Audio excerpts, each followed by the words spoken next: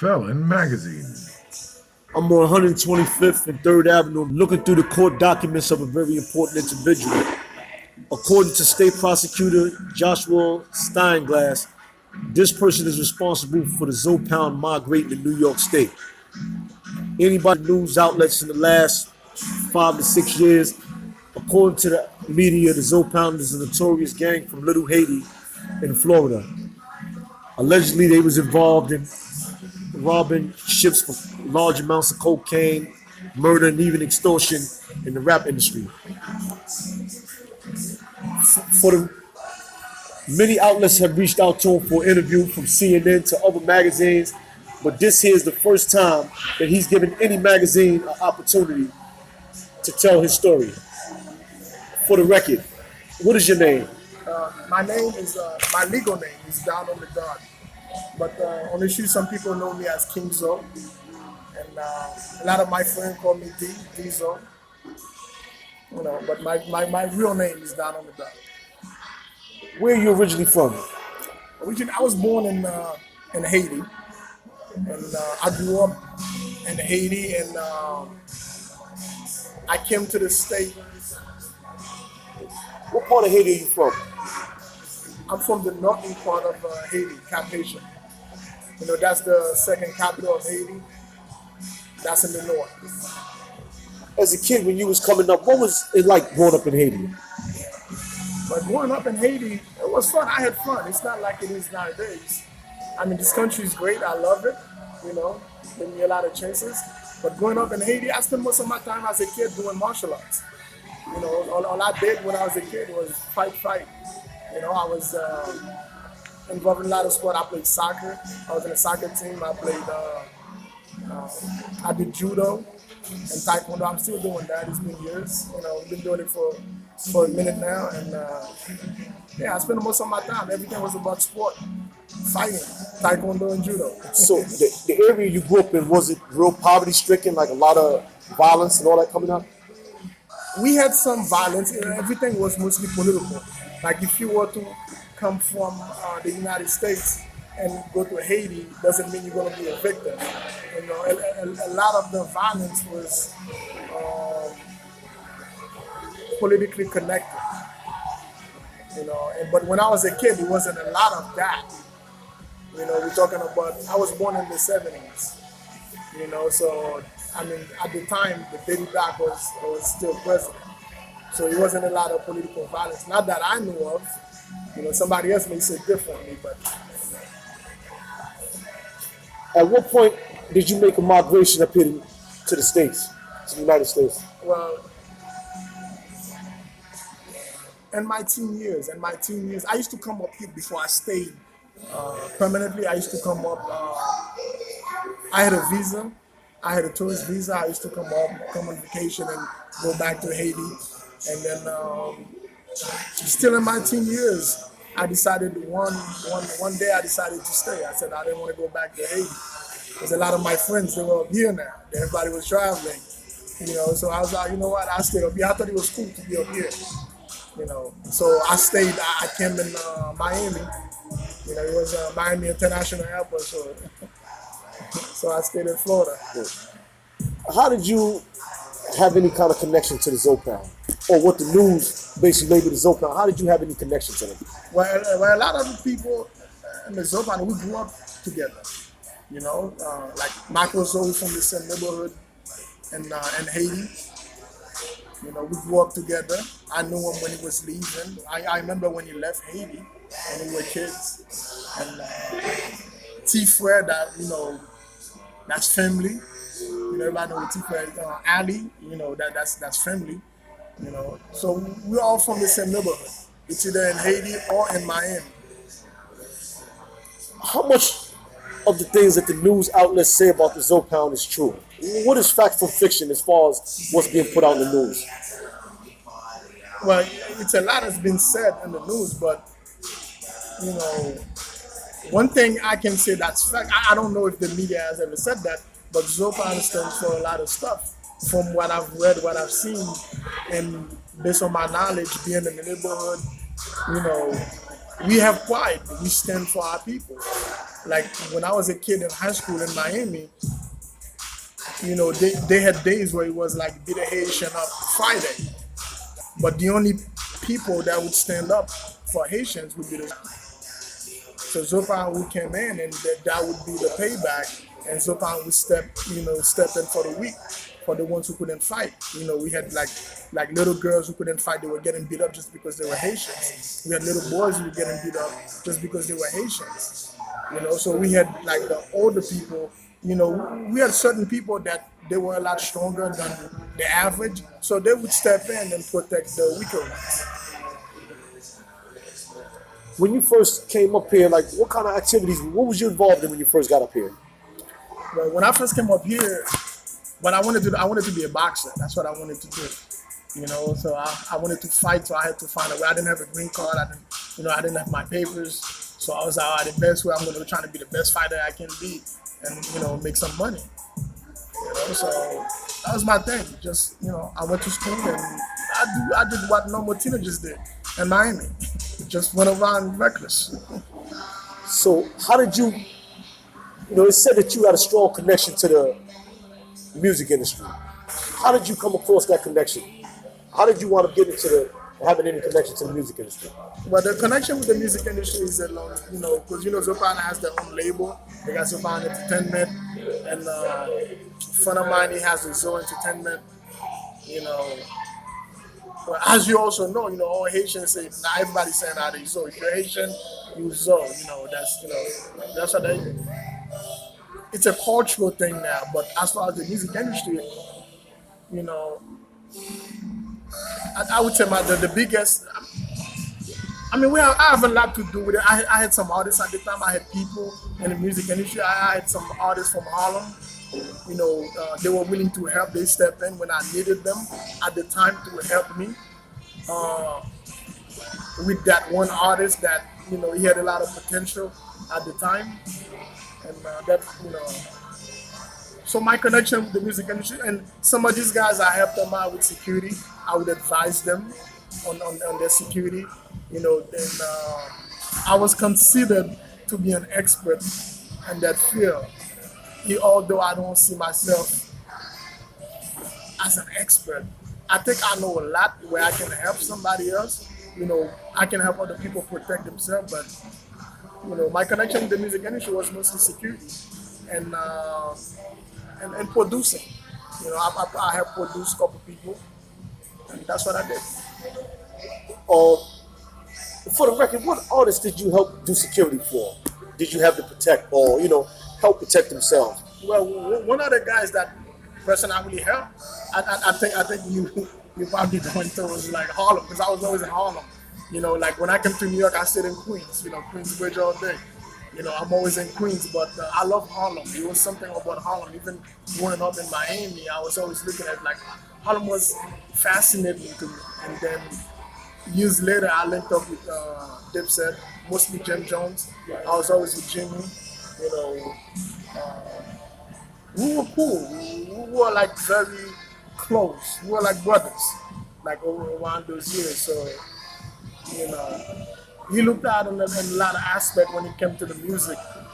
Me working with certain artists, certain things I was doing, like shows or like trying to get artists signed. Yeah. He was a good person to have around at that time. So when you say at that time, you and Jim Jones are no longer tight like I used to be. I'm a straightforward person. I keep it frank with you. Jim is a snake. So me and snakes, we don't really get along. Jim's a snake, he backstabbed me.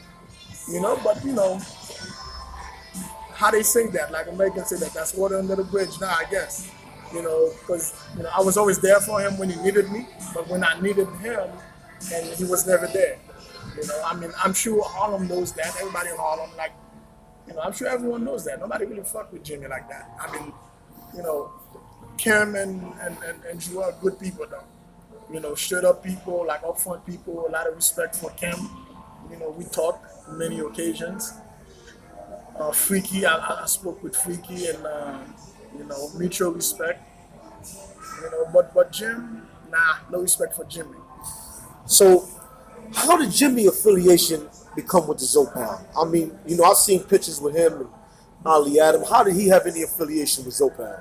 I mean, Ali protected Jimmy. Ali, T-Fred, they made sure Jimmy was good.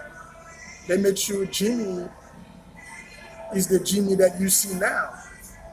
Like without Ali. And then when I came in, I'll put it this way. Before I came in the picture, they were running Jimmy off the court. When I came in the picture, Jimmy was back on the court screaming, balling. So you mean to tell me when you basically connected with Jimmy, he needed help. He basically said Jimmy needed help. Jimmy couldn't walk around New York City without me. I mean, everybody knows that. A lot of people knows that. A lot of places Jimmy couldn't go without me. Jimmy knew that. If Jimmy denies it, because Jimmy is Jimmy. Jimmy always gonna be Jimmy. You know what I'm saying? But Jimmy couldn't go even some places in Harlem without me. But it's good. It's all good. So, what was your transition within the music business? I mean, how far did you go within that business?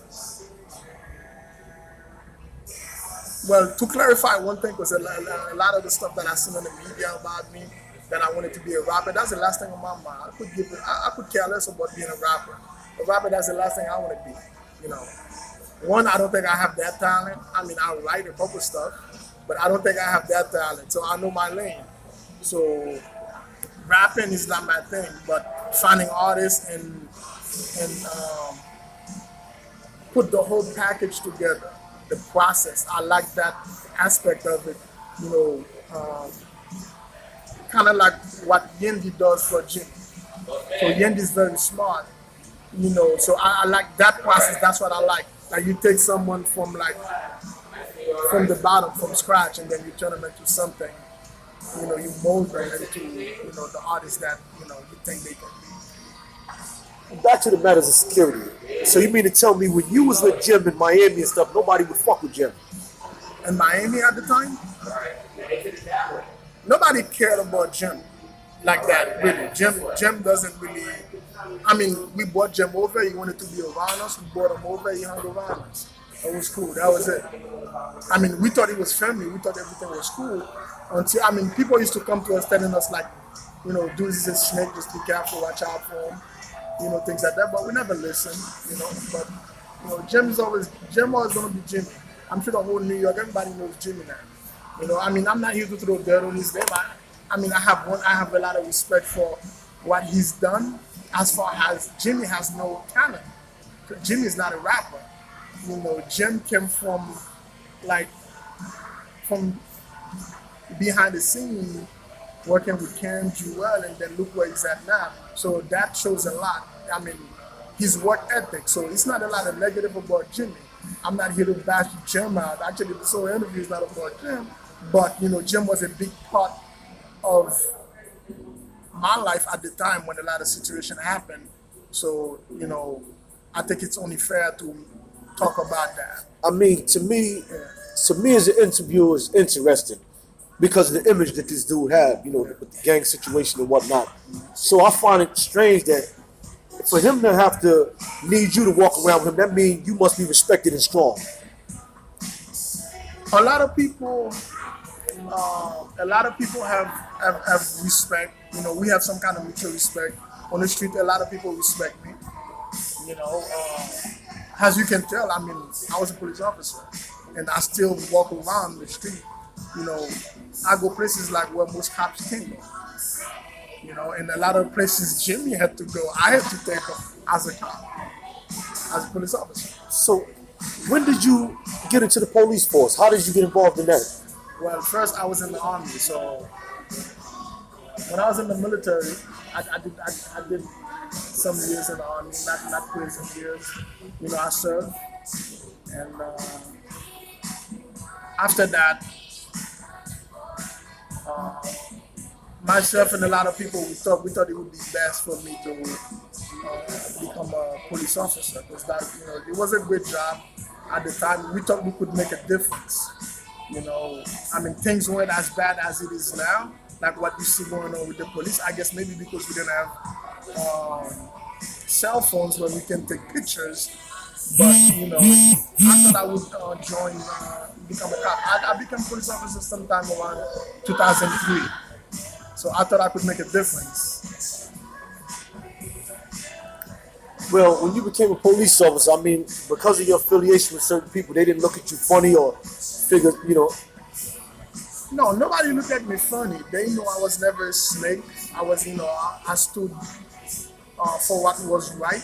You know, I stand for justice. You know, and so me becoming a police officer was never a problem. I could always go back to my old neighborhoods without a problem. And I'm still friends with a lot of people. And it was never about that, you know, oh, I'm going to be a cop to, you know, get this dude, get that dude. It's not about that, you know, because we have to do something. Somebody got to do the job. You have to work. You have to do something, you know.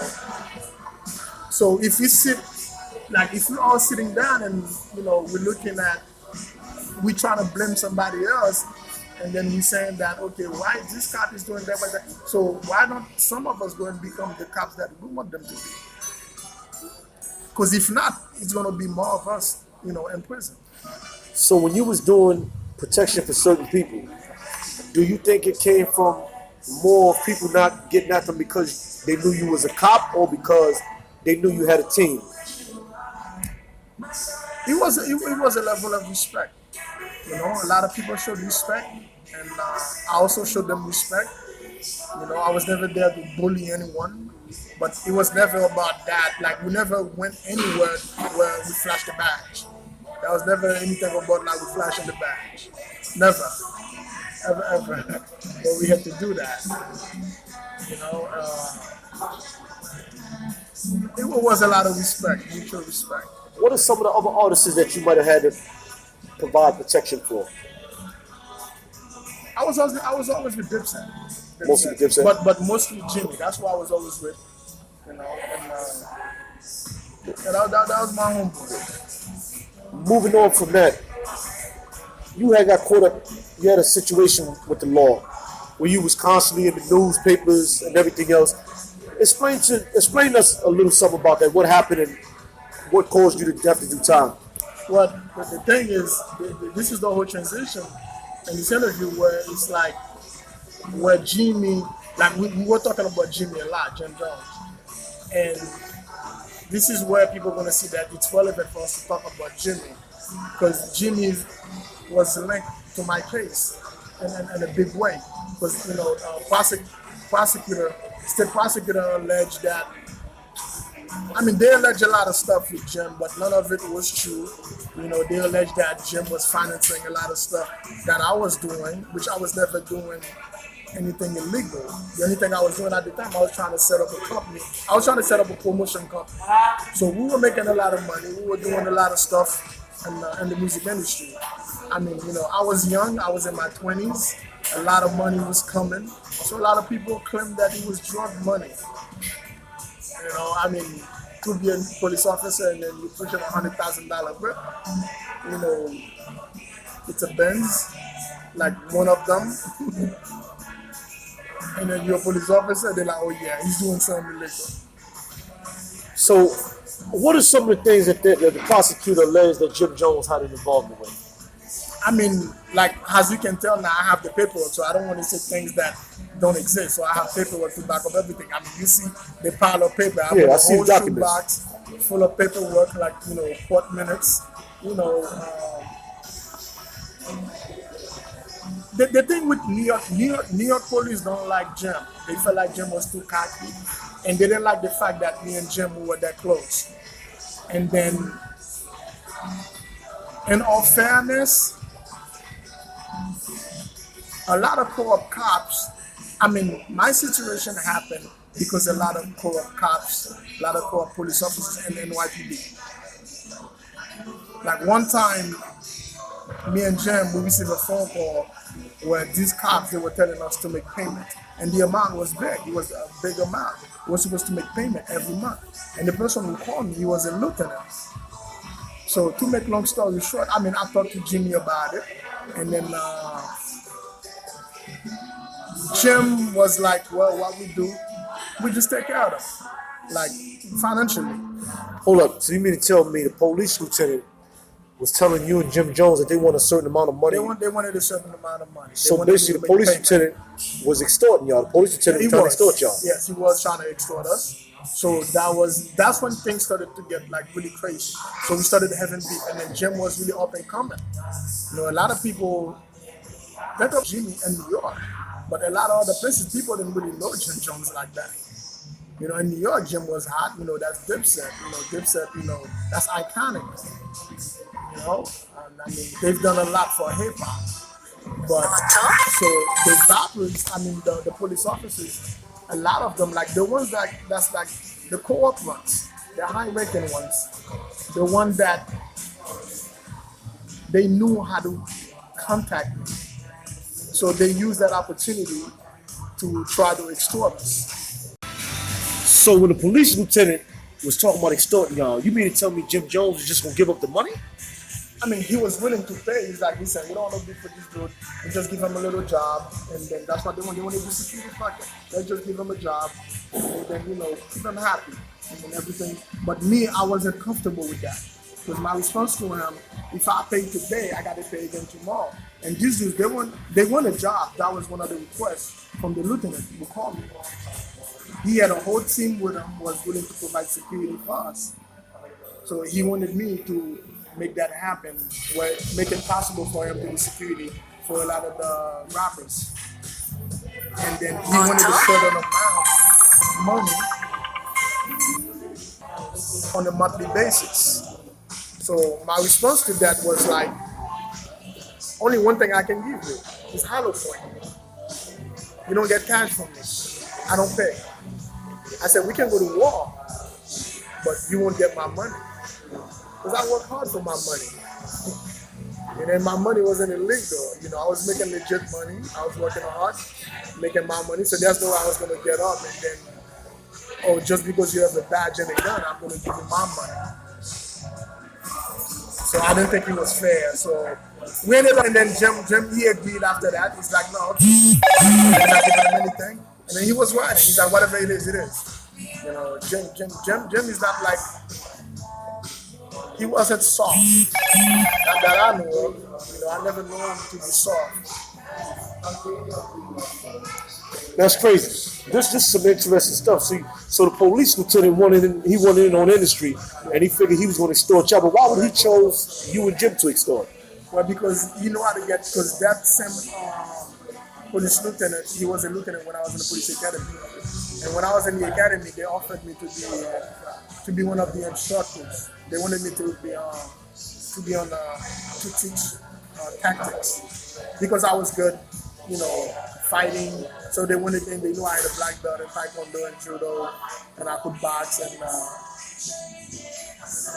so he liked that. That lieutenant, he was really into martial arts. So we kept in touch on that level, but he used that, you know, as far as extortion. You know, with Jimmy, when you learned that I was friends with certain people in the hip hop industry. This same police lieutenant, did he try to extort any other rappers that you know about? Not that I know of. You know, after that we never met. Because from then on it was war. It was like, you get me first, okay, and I get you. So you was willing to go to war with the police, and you was willing to go to war with the police lieutenant, which basically is like going to war with the whole police force instead of being extorted. I had no problem with that. I'm from Haiti. I was born free. I wasn't born a slave. First free black nation. So there's no way I was going to come here and let you turn me into a slave. So with a lot of your case, a lot of that came up in your case when you got busted? Well, that's the thing. During trial, they decided to omit a lot of stuff they didn't want to talk about. And that wasn't even the biggest thing. The biggest thing was where we had a police captain, because I was also internal affairs. When I was in the academy, I got recruited to be internal affairs. You was internal affairs in New York City? In New York City. And they did deny that in the media. And I think they finally came forward with a certain level of acknowledgement that I was internal affair, but they said that I approached them to be internal affair. But it's a long story why they wanted me to be IA.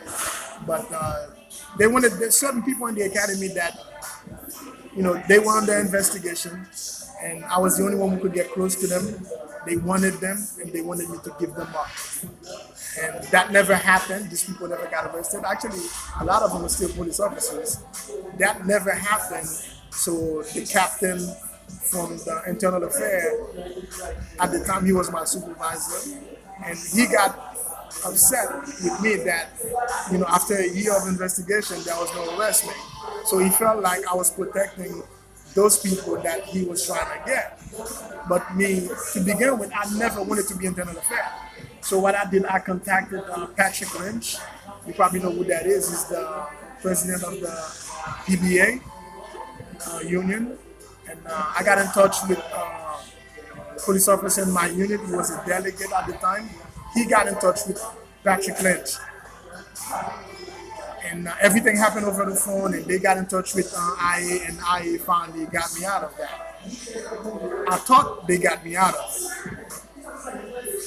Until a few months later, they came up with something. They tried to set me up at the precinct where they said that I was selling cocaine while I was on duty. They said that they had a witness. They had someone who witnessed me selling a kilo of cocaine while on duty. So they thought that. So when they said that they had somebody saying that you sold a kilo of cocaine, yeah. Did they think you was taking it out of the evidence or something, or they think that you was involved in the streets at the same time as being a police officer? No. The whole thing was they were trying to set me up. That never happened. All right. And I never did time for that. Because the day I went for that hearing, I already knew it was a setup because I didn't do what they said I did. I knew I was innocent.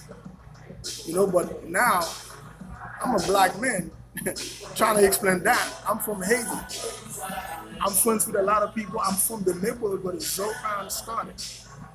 So now, trying to explain that in court, that you're innocent, that I didn't do. Listen, if I did something, okay, you got me.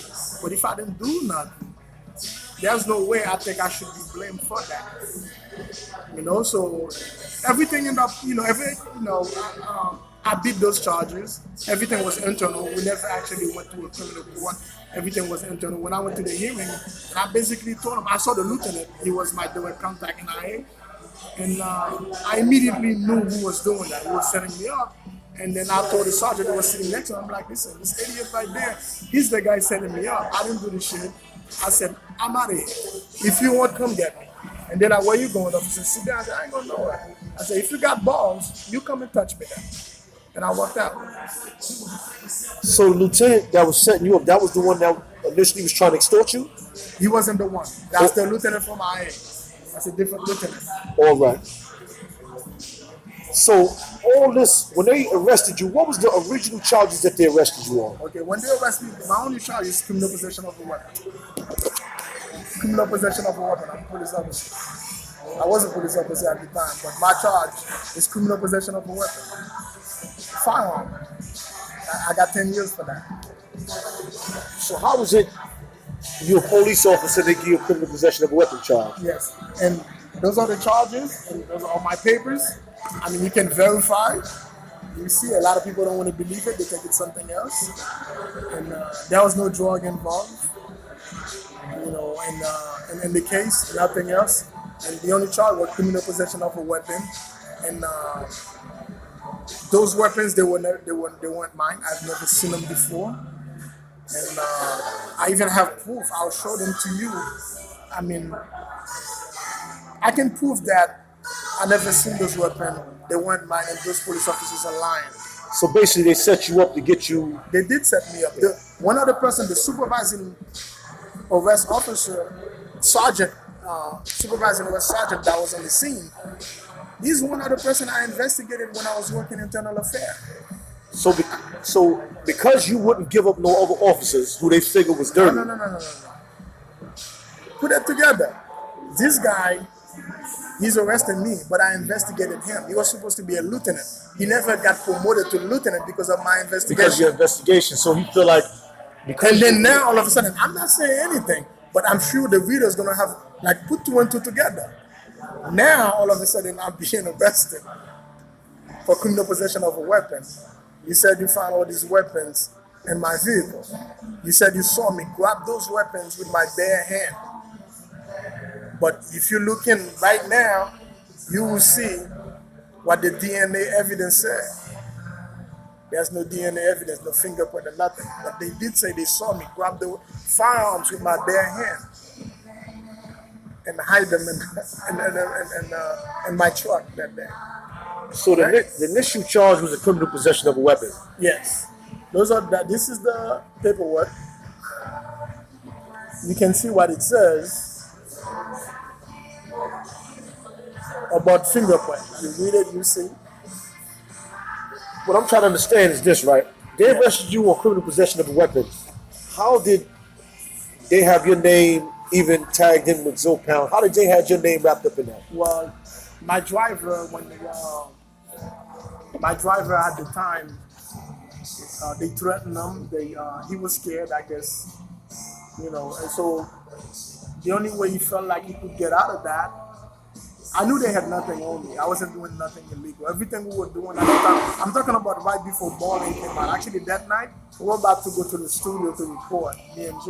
Me, Jam, and I wasn't going to record, but Jim was going to record. We were all going there. And then Jim canceled that recording session because he had a dream that I got arrested. He called me. He's like, "Hey, man, you need to go home. I had a dream you got arrested." I looked at him and laughed. I'm like, "Yeah. I thought you said you don't believe in those things, dreams and everything else." And 2 hours later, I was in handcuffs. Wow, that's a hell of a vision. Yeah. But he had nothing to do with that. I cannot put that on Jimmy. I only have one situation with Jimmy. Is what happened after I got out. A lot of things. We talk. We've seen each other. We talked many times. But, it's a lot of stuff he did. Like, he would see me and tell me one thing. And then when I leave, I would get phone calls and something else. Like, backstabbing. Like, I had a lot of stuff I'm trying to do. Like, a lot of stuff. And because a lot of stuff Jimmy don't want to come out. He doesn't want those things coming out. So he's trying to, I have a movie situation. I have a lot of people from Hollywood getting in touch with me. They want to do a movie about this whole thing. We're getting book offers. We didn't sign nothing yet. We're looking, whichever is the best direction, the best situation, we go with that. But Jim doesn't want that. So Jim's been trying to block that process. So now I'm getting these phone calls. Hey, we just got a call from this guy. He doesn't want us to do business with you.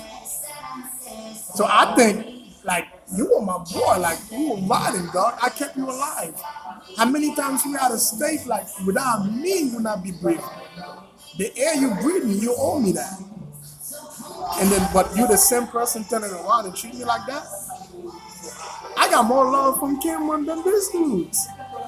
I barely did anything for Cameron. Besides getting him out of DC when he got shot. So you mean to tell me when he got shot, you had to go to DC to get him up out of DC safe? All you gotta do is just check the clip. Check the news clip. You see it. I only talk facts. But a lot of respect for Cameron. Cameron is not shady. He's not shysty. And I have a lot of respect for Cameron. Even when I was doing time, this dude was so showing love. Every day you get a message from him like, yo, be strong, stay up. When you're in a situation like that, that's when you know who's your friend, who your friends are. When you initially got arrested for the weapons, where did they send you to? Well, when I got arrested, I was at Rikers, and then they got me out of Rikers within 24 hours. Early in the morning, I think it was 5. I'm guessing because I didn't have a watch. And they came and got me out of there, and they sent me to Orange County. Actually, no jail wanted me, so we were going to different jails, and then none of them wanted me.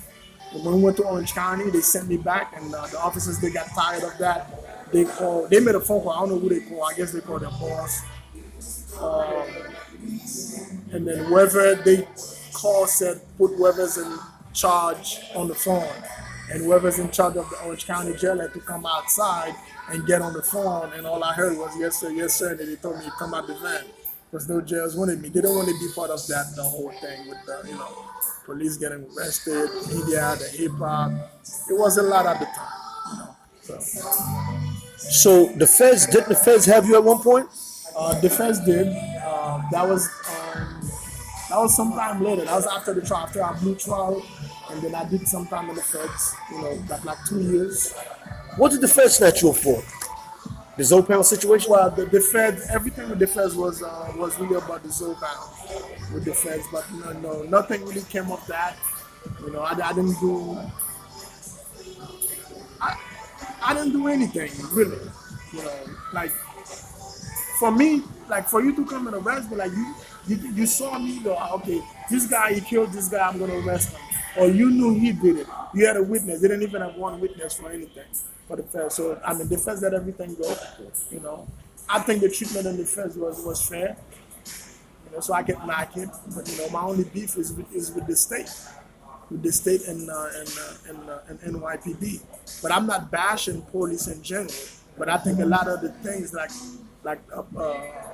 police officers and police departments are doing now in this generation nowadays, are wrong, are unfair. You can even see it. Look at the statistic. 13% of the population, of the U.S. population, is is African American. 13%. But look at the jails. 33%, approximately 33% of that population is African American. If you look at prisons, approximately 37% of that population is African American. So that disparity should raise some kind of eyebrow. I think we have a problem. The justice system is not working. First of all, the justice system is not for African American. If you have my skin color, this is not for you. In regards, going back to the federal situation, what were some of the crimes that the feds alleged that you did, why they even chose to supersede and pick you up? Well, the whole thing with the feds, something that happened in New York, and whatever happened. I don't really want to, because they're still investigating, they're looking into certain things. So I don't really want to, go too much into that. But it was with someone who's really famous in New York and the rap industry. So that's why I don't really want to go into that. So that's what they were looking into, and then they felt like I was part of that when that happened. So the charges, they were extremely high, I would say, at the time. That was your first time going through the prison system, right? That was my first time going through the prison system. How was the transition for you? How was it going through the prison system? How did you adjust to the environment? I was pretty good. It was stressful. I'm sure like everyone's going through the system. Your blood pressure, goes sky high. But that's the last place anyone would want to be. But especially I knew I was there for something I did not do. I knew I was innocent, and I already know how a lot of people in that prison system feels, because remember, I was a police officer. So I've seen it with my own eyes, people getting arrested for things they did not do. But I couldn't do nothing about that at the time. All I could do just report it. And what happened after that? But a lot of the people that I know who went to prison for things they did not do, they were all black and Hispanics. I don't know, not one white person, and trust me, I'm not racist. It has nothing to do with that. I'm just speaking facts. And to back up what I'm saying, on one end, there was one incident where I was on duty, I was working, and there's this call that came over that someone was stealing in a store. and the store owner called 911. When I responded, me and my partner, we went. And then it was, when we got there, it was a white lady. And then we ended up arresting her. When I took her to the precinct, and the sergeant asked me if I was stupid. And I asked him, why? Why am I stupid? He's like, does she look like she's gonna commit any crime? Or she would commit any crime? I was like, do you mean because she's white? And he didn't answer. 30 minutes later, that lady was free. She went home. They gave her a DAT, that's a death sentence ticket. She went home. I bet you if that lady was black, she would never be home. How much time did you serve with the charges that you was convicted on? 10 years. 10 years. What are some of the transitions you've been making now that you're back in the streets? Well, now I'm back on the street, since I've been out, I'm going to graduate. I'm graduating in less than 2 weeks with a bachelor in criminal justice and a minor in business. And I'm looking forward to go to law school. Hopefully I can help some of the people that I think that who are victims of the criminal justice system. Do you see yourself getting back involved in the music industry? I like music, I like rap, I listen to a lot of artists, so maybe, we have a lot of things in the works, a lot of things we're working on. I have investments, put it this way. But my main thing, like hopefully I can clear my name because I have an appeal going on. Hopefully I can clear my name and then I'll be allowed to take the bar exam. I'm hoping. So far I'm doing good. I showed you everything you can see. Hopefully I can get where I think I deserve to be.